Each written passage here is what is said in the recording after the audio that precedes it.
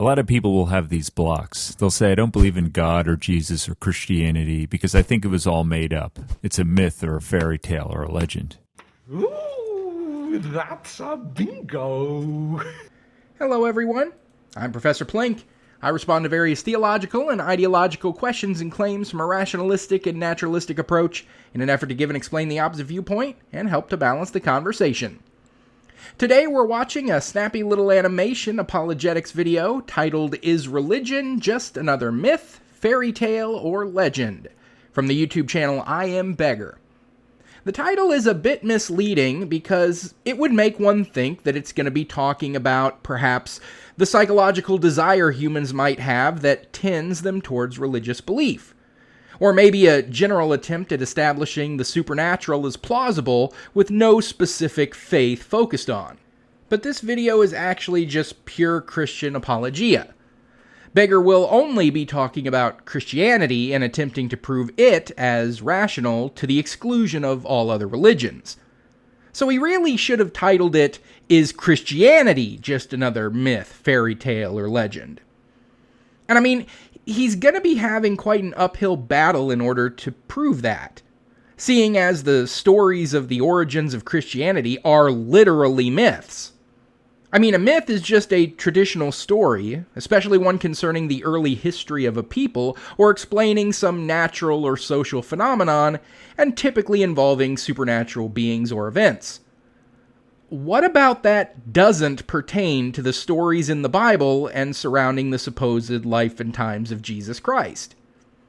Being a myth doesn't necessarily preclude it from being true, though they do typically employ supernatural elements, thus making them less believable to most rationally minded people. But no one would deny the absolute necessity of the supernatural to the story of Jesus. So how is it not a myth?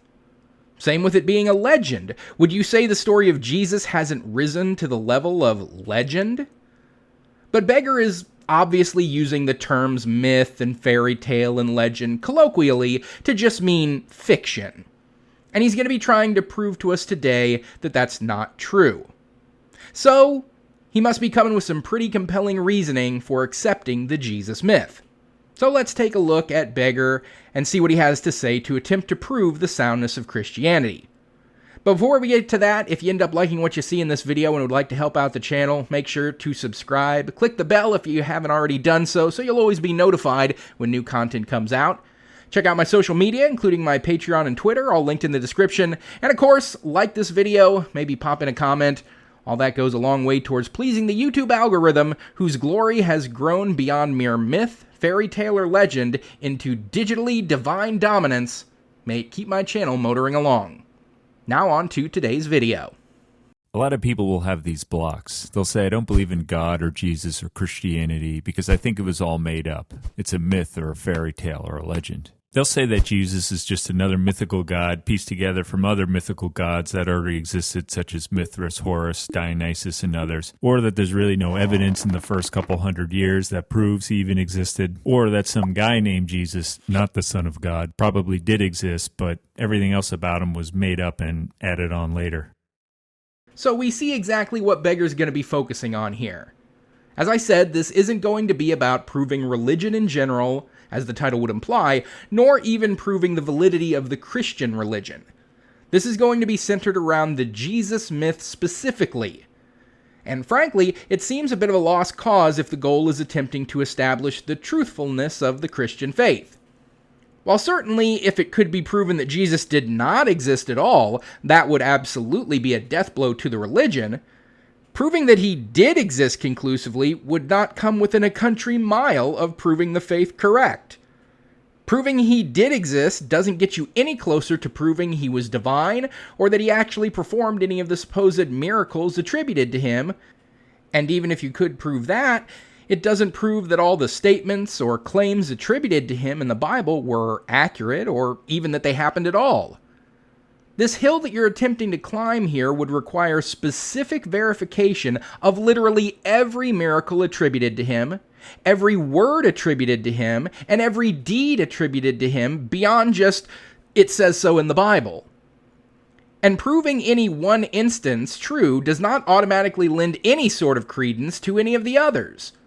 So even if you manage to somehow prove that he did turn water into wine at a wedding, that doesn't even prove that any of the words that he supposedly said at that same wedding were actual things that he said, unless you can independently verify that as well.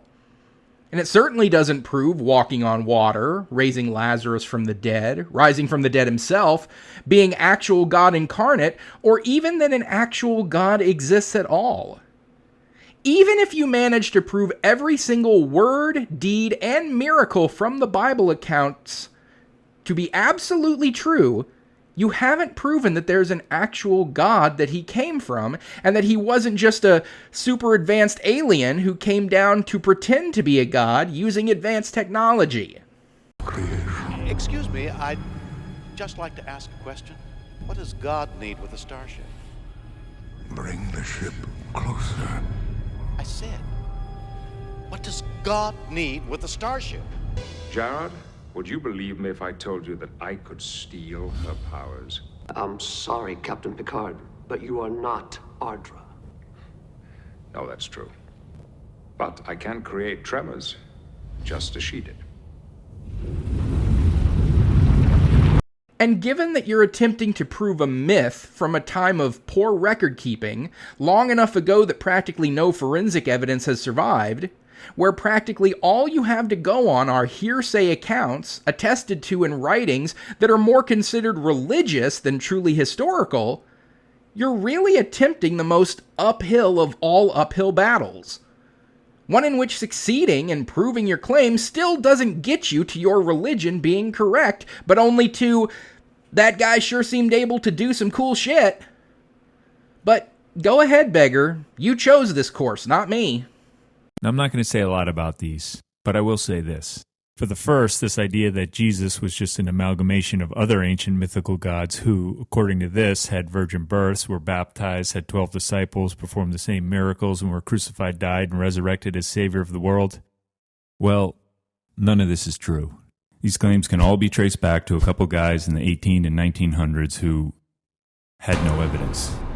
Actually, all the evidence we do have shows these ancient mythical gods were really nothing like Jesus at all. Which is why every scholar, archaeologist, and Egyptologist dismissed these claims a long time ago. So we can throw this one out. It all is traced back to those two guys? Based on nothing whatsoever? It seems a bit strange to me that you say that all notions of Jesus being anything like those other religious figures is just the unsupported claims of two guys when we can compare the different religious figures ourselves. It's not like the nature of these characters is some jealously guarded secret of the religions that lay people are not permitted to know.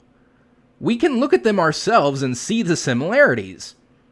Like Dionysus, for instance, the Greek god of wine. Well, he obviously turned water into wine, so there's a similarity, but also, according to the Dionysus birth myth, he was born of the virgin mother Persephone, whose virginity remained intact after the spirit of Zeus impregnated her with a divine son. Sound familiar? Horus's mother, the goddess Isis, wasn't a virgin as such, but the myth does involve her becoming pregnant with Horus through divine magic rather than impregnation through sex. And his quote-unquote father, the god Osiris, well, the Egyptian faith saw Horus as being both the father and son, an incarnation of his father's spirit, and also accounts of him rising from the dead exist as well. Sound like anyone we know? Mithras, the Iranian god of the sun, is celebrated as having been born on December 25th. Which is not just something two guys online came up with, but even the Encyclopedia Britannica attests to this. Now, certainly there are far more differences between these figures than there are similarities, and the similarities that do exist can be chalked up to either coincidence or more likely bleed over from one religion to another. I mean, with Mithraism, both were practiced in the same part of the world at the same time, so one borrowing from the other would have been understandable.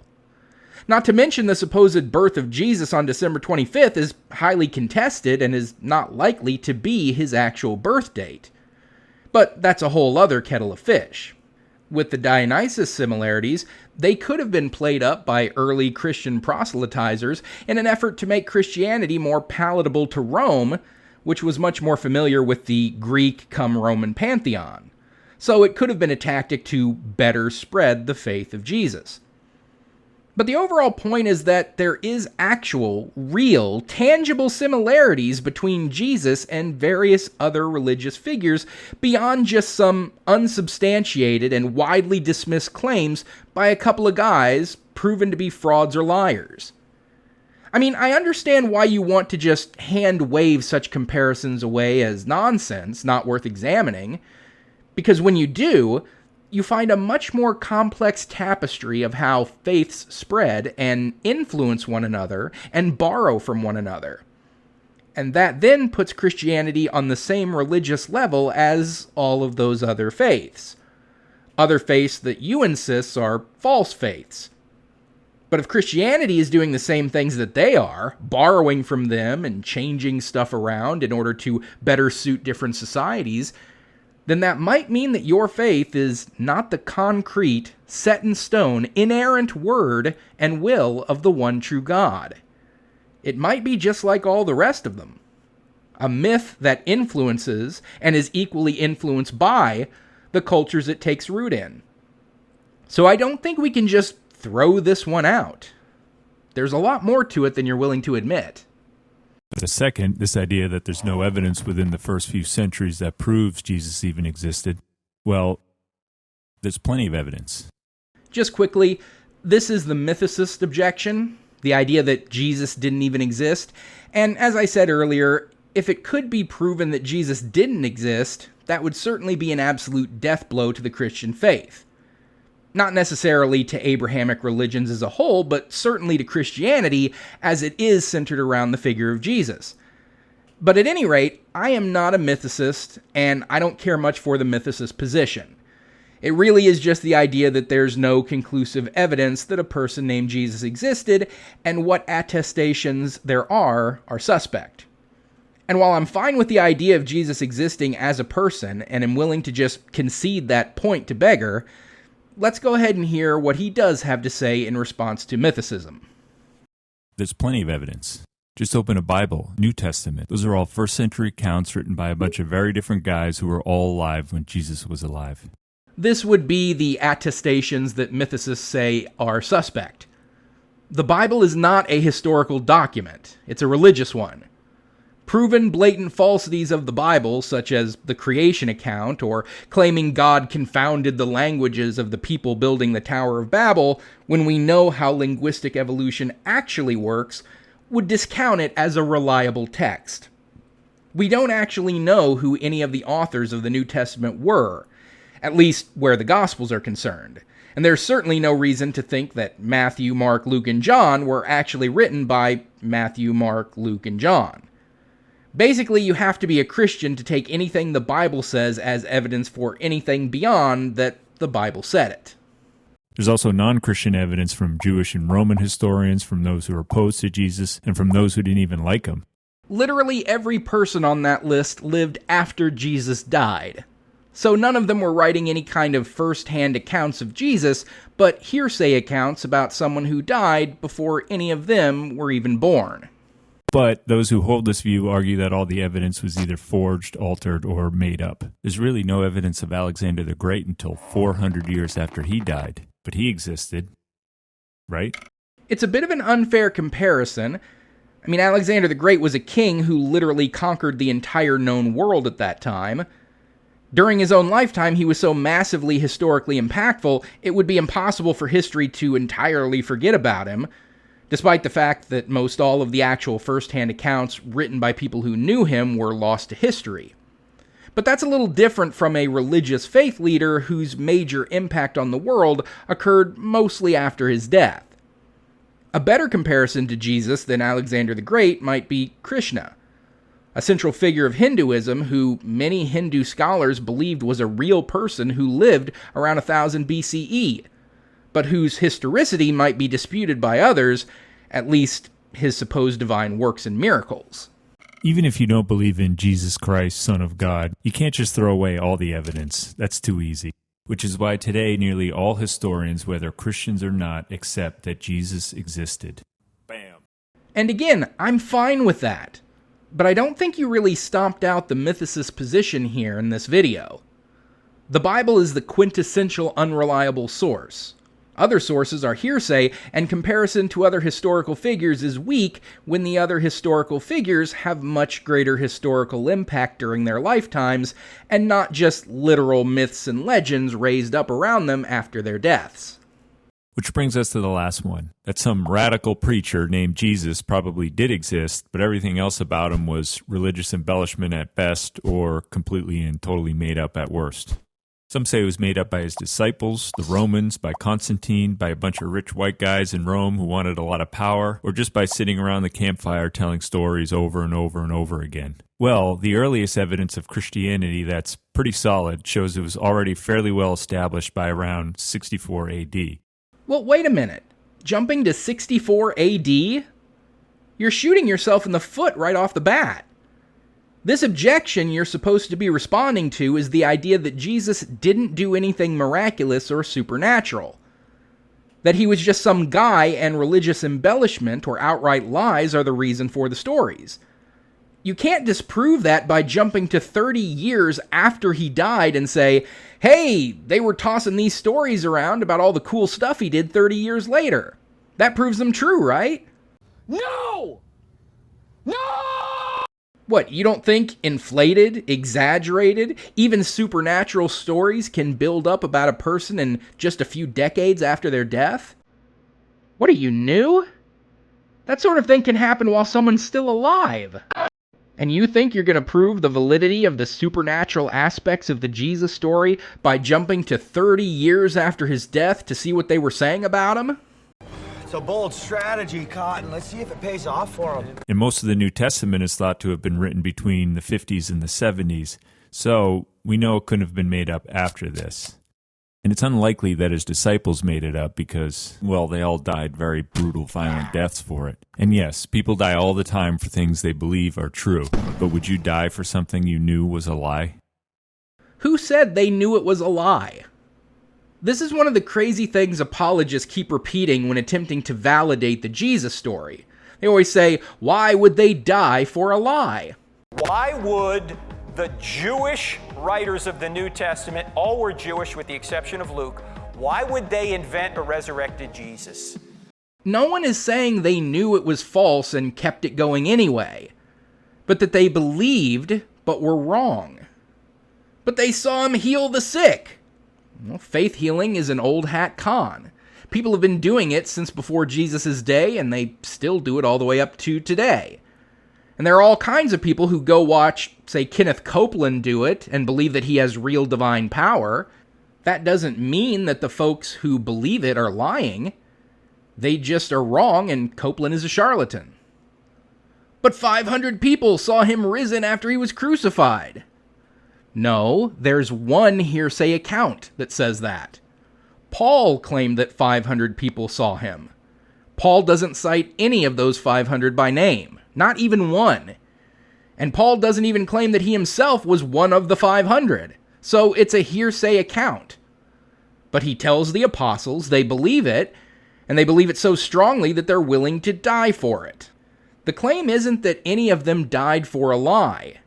It's that they either misinterpreted things that they saw as miracles that weren't actually miracles, or believed secondhand, or third-hand, or worse, hearsay accounts of things that they didn't witness and believed that they had happened when they didn't. They didn't die for a lie. They died for what they believed, but were wrong about.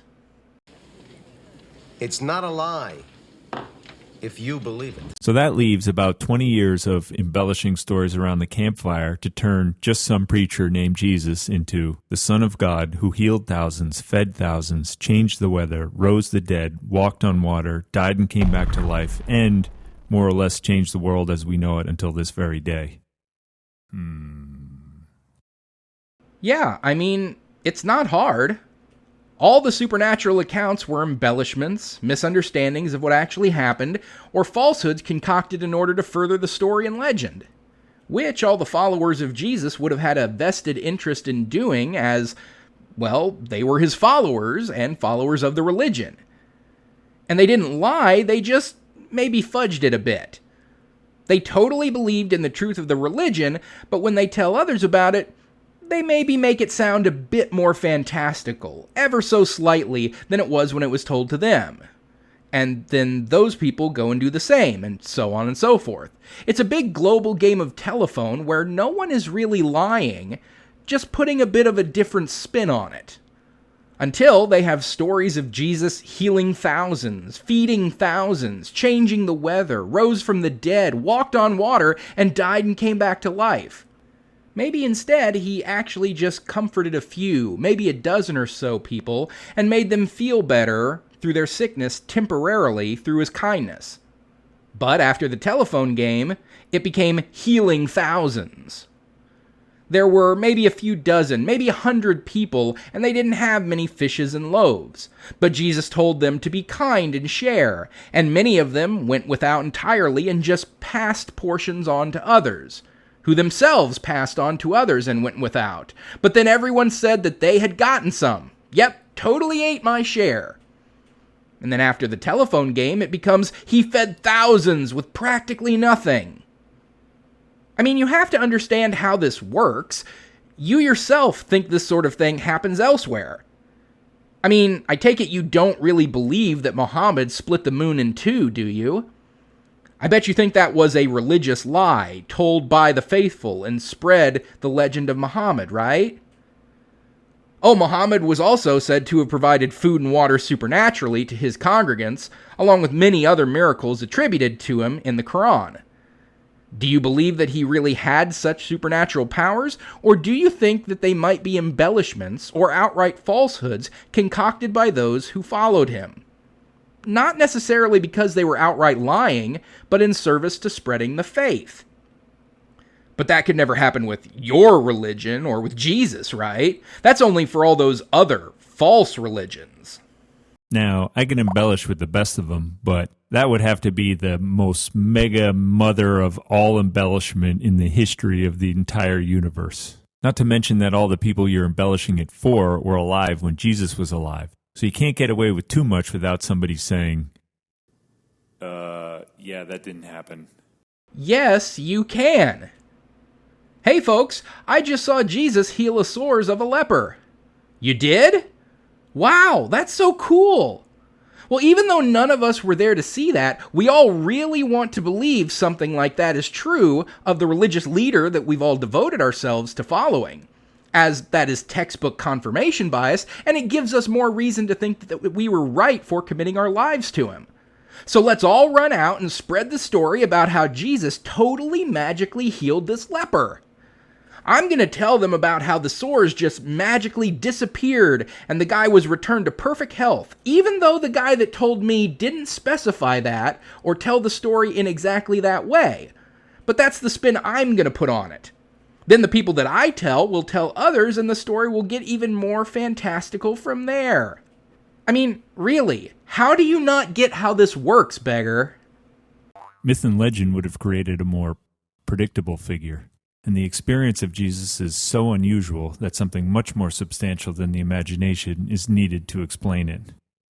Bam. See this? People thought this was a real person. And it might have been. There might have actually been a real person named Hercules in ancient Greece. But people fully thought that a real person named Hercules was the son of a real god, and that he performed a variety of miracles dubbed labors. That included, among many other fantastical things, fighting a three-headed vicious dog named Cerberus, as well as fighting a hydra that grew back two heads when you would cut off one, and a bunch of other fantastical creatures that he fought. And people really believed that all of these things happened. Not that they were some kind of a metaphor, or that they were myths of gods that took place in other ethereal realms. They thought this was a real person who did these real things on this real earth. And you tell me it's ridiculous to think that people would actually believe a guy named Jesus walked on water unless he really, really for real did that? Because that's just too fanciful and crazy for anyone to come up with unless it really happened? Boy, have you lost your mind, because I'll help you find it. But I'm sure you could argue any one of these points very well, and we could go back and forth and not really get anywhere except on each other's nerves. And we got to stop doing that. Seriously. But we're missing the point here. It really has nothing to do with any of this. So forget about all this. We're 4 minutes into your 5.5-minute video, and now you tell us that the entire video up till this point, as well as the title and the thesis of the video, is all pointless? Okay, thanks for wasting our time, I guess? Dude, you were the one who brought all this up, not me. Don't pick the topic, and then after talking about it for a while, decide that that topic is pointless, so let's switch. What it all boils down to is this. Is this man-made, or is it from God? Now my question is, don't you think you'd be able to tell the difference? Yeah, I've come to the conclusion that it's from man. You disagree and think that it's from God. That's the whole argument, buddy. That's the great and terrible impasse between believers and skeptics. That's what you made this video to address, and what I made this video to respond to. I mean, wouldn't the gap between what is man-made and what is divine be huge and immense? No, not if there is no divine. If there is no God, then literally all myths, fairy tales, and legends concerning deities are man-made. Hence, there would be no gap at all between man-made and God-made because there is no God-made. So, does there seem to be a big gap between any of the God myths? And I think we've fairly well established that no, there isn't. The Jesus myth is on par with other messianic or deity myths like Krishna or Muhammad in terms of the miraculous accounts and historicity. The spread of the faith follows the same pattern as other religions have followed, and the fervent belief of the Christian faithful mirrors the fervent belief of the faithful of every other major religion. If you're insisting that man-made religious fakery should be vastly different from God-delivered true religion, then that seems strong proof that there is no actual God-delivered true religion, since there's no real major differences between any of them. I mean, if I put something in front of you and said this was either man-made or from God, don't you think you'd be able to tell just by looking at it?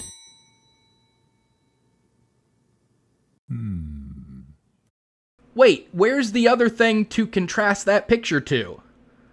Clearly the car is man-made, so now you have to provide an image of something that you think we should all be able to tell immediately is God-made. Of course, you can't do that, because there's absolutely nothing you can point to as definitively God-made. And this is a bad argument for you to attempt to make, because your own side, the theistic side, insists that everything comes from God. The entire ontological argument, commonly delivered in the form of the watchmaker argument, is that everything shows design and order, and everything that has order must be designed. A car has to have a designer, thus the universe has to have a designer. But this is nonsense because the dichotomy is not between what is man-made and what is God-made. The dichotomy is between what is man-made and what occurs naturally. The universe came about naturally. The planet came about naturally. A tree comes about naturally. A car or a watch or a house are man-made. So if you show me something man-made, like that car, yeah, I can tell it's man-made. But I'm not going to default to something that isn't man-made being God-made. It would instead be the result of natural causes. So, when I look at any religion, Christianity included, do I see something that arose from natural causes? Or do I see something that was created by the intentional actions and creative capacity of humans? It's not a difficult question. From there, Beggar evangelizes a bit and specifically cites the Sermon on the Mount, but makes no other substantive points towards attempting to prove the veracity of the claims of Christianity. So that's what we got from I Am Beggar. He claimed Christianity couldn't be a myth because Jesus is marginally different from other clearly mythical religious characters. But all that could ever prove is that Jesus is a unique myth, not that he's not mythical at all. But there were clear and obvious similarities that were ignored entirely as well. He then claimed that Jesus wasn't a fairy tale because there's evidence that Jesus existed. And even though I'm fine with the idea that he did, Beggar's attempt to prove that hinged on the Bible, possibly the least reliable historical text aside from Abraham Lincoln Vampire Hunter, and the writings of people who weren't born until decades after Jesus had died. And then tried to establish that Jesus wasn't a legend because look how much people have believed in him, and nobody could have come up with stuff that crazy unless it were true. When we live in an age where the most lucrative piece of media is about blue-skinned cat people who have sex by sticking their hair braids together. But sure, turning water alcoholic to keep a party going is just too damn outlandish to be fake. It seems fairly clear to me that the origins of the Christian faith are undoubtedly myths and legends, even if they were true. Their central position as part of a massive religion and worldview virtually insists that tales and statements and occurrences from biblical times will get, at the very least, interpreted differently by different people, which has led in part to the factioning off of all the different Christian denominations and a lot of their animosity towards one another. We've got the right version of the Bible. No, we have the right version of the Bible. Yours is full of fake scripture. Well, Jesus said this. No, he said something close to that, but he actually said this. Yeah, well, this is what he really meant. You don't get that sort of argumentation literal millennia later unless you're talking about myths and legends. But given how we know stories travel and change over time, and how we've seen other religious traditions, beliefs, and dogma spring up around figures that even Beggar would agree weren't actually supernatural, and seeing as how Christianity and the stories of Jesus seem to follow the exact blueprint of construction and popularization, it seems also clear to me that Christianity is no different from any of the other false belief systems. Not derived from any god, but thoroughly man-made. And so that is where we'll end things for today. So thanks for watching, everyone. Don't forget to like this video, comment, and subscribe so you'll always be notified when a new video comes out. Don't forget to check me out on Twitter and Patreon if you'd like to support my work directly. My Teespring if you want some Plinky merchandise, all that linked below in the description. Special shout out to my most recent super thankers here on YouTube, Salvi Mike and Left-Handed Jedi. Until next time, I'm Professor Plink reminding you to keep striving for greater understanding. It's the best way to get wherever you want to go.